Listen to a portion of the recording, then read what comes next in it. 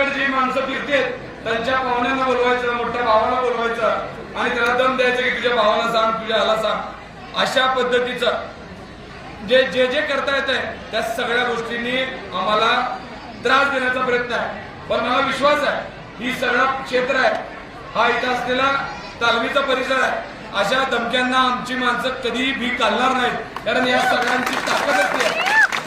त्यांच्या सगळ्यांना मला वाटतं आमचा इतिहास माहित नाही. इथे राजन भाऊ आहेत, त्यांना पहिला त्या लोकांना सांगा की आमच्या बापदादांचा पहिला इतिहास बघा आणि मग आमच्याशी बोला.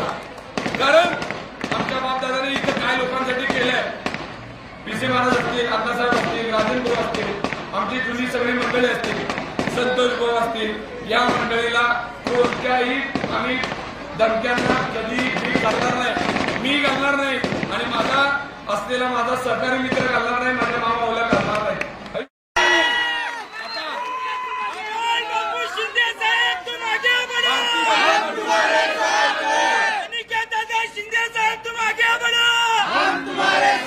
भारतीय जनता पार्टीच्या उमेदवारावर राहिलीच नाही. मला माहित आहे ते उमेदवार कधीच मैदान सोडून पळून गेले असते. ही लढाई आता देवेंद्र कोटे अमोल शिंदेची राहिली आहे, एवढं जाहीर सांगतो. त्याच्यानंतर मी पण मध्ये मध्ये तिथंच असणार आहे तुमच्या सोबत.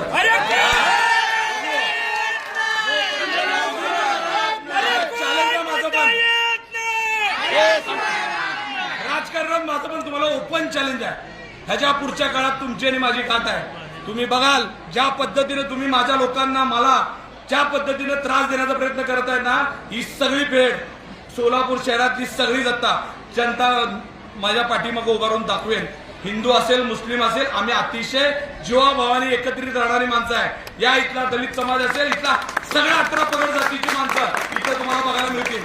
या सगळ्यांच्या जीवावरती तुम्हाला एकच सांगतो, आता सावध व्हा. हे सगळ्यांना थांबवला विषय तर ह्याच्या पुढे माझी तुमचीच नाही.